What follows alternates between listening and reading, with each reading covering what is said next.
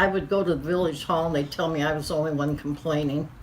And I didn't really realize that everybody else was getting the water that we were getting. I just thought we were getting it on this end. I didn't really realize how much water there was going to other places until Helen brought it out to where we understood this.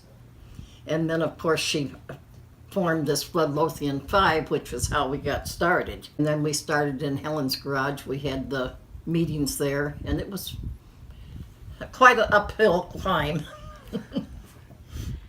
After 20 years of flooding, I think I had 15 floods at this house. I decided to go door to door. I typed up a letter so that everybody would understand I was serious. I brought pictures, brought my driver's license, introduced myself, and I said, I need you to join me at a public village meeting so we could bring this out in public together, seeing as that it had never been addressed, no matter how many phone calls we made over decades. We'd leave the meeting and we would be just besides ourselves. You know, can't somebody care? Are they not human beings? Don't they realize these are human beings who don't have any place to sleep? You know, it's just disgusting. And that was when we made a commitment. We're not going away. We are not going away until there is something happening. And you know, it's abundantly clear there's a problem, and yet developers and city planners just want to keep planning around it, and I'll never understand it. The meetings that Mom was just talking about, I can remember standing up trying to not explode like a volcano with pictures of this flooding, saying, okay, what about us? We've already invested. There's this monstrous problem, and you're worried about who else you're going to collect from money from, and you've collected our money and you continue to collect tax money, and yet you just don't see the need to fix this. You see the need to build more around it to increase the problem, and I just can't get that. I just can't get that. Mm-hmm.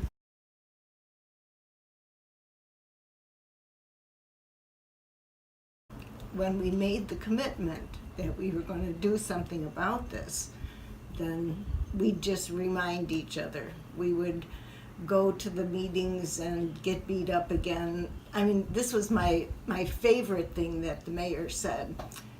We would have a real important message to deliver, and Helen would have it all carefully laid out, and she would get up for a public comment and start delivering her message. And the mayor would say, you have to limit it to 3 minutes. So the 5 of us were there, the Floodlothian Five, and I said, I'll give her my 3 minutes, and Theda gave her 3 minutes. So we got her 15 minutes, and we got to finish delivering the message. And I thought, we have to pick something absolutely unforgettable. It was never about being disrespectful. It was making it impossible to forget who we were. So we thought, there's 5 of us, Floodlothian Five. That sounds a little unforgettable. It almost even sounds a little intimidating. They all have different slogans, and so whenever we would come up with a new slogan, we would get a new t-shirt. So then when we would go to the next meeting, we'd all have new t-shirts, and it really gained traction. Helen was getting phone calls from people, I want the next t-shirt, I want the next t-shirt. So her orders went from maybe 7 t-shirts to 15 t-shirts to 25 t-shirts. And honestly, it's our message, and it shows our team spirit. So when we would Right. show up at a meeting and you would have 30 or 40 people wearing the identical thing, we were visible as a team, Mm-hmm. and it showed our togetherness, that we became someone people liked to work with as we went up the chain and into the working with agencies. And so here's this little town that, you know, we don't have all kinds of funds to make improvements, but I think it's this recipe we have for success, that if we all work together and if we keep the right attitude, that more people want to invest in us. I think we have to become a community people want to invest in. if anybody wants to try to start a flood group and be successful at it, it's hard. It's hard work, like Helen said. She wrote up a flyer and she went door to door. And then as our group grew, she was able to get other people who were in our group to go door to door with her. And it takes a lot of personal time. You have to have thick skin. You have to have a lot of tenacity. But the most important thing is you have to go to your city meetings, your village meetings, whatever type of public meetings they have, you have to get in front of your county officials and you have to bring them evidence. Bring the photographs.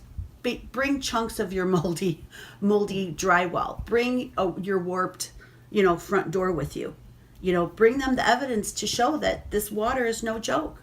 We stay visible because we're clever, we're hard workers, and once we get started, we don't know how to stop.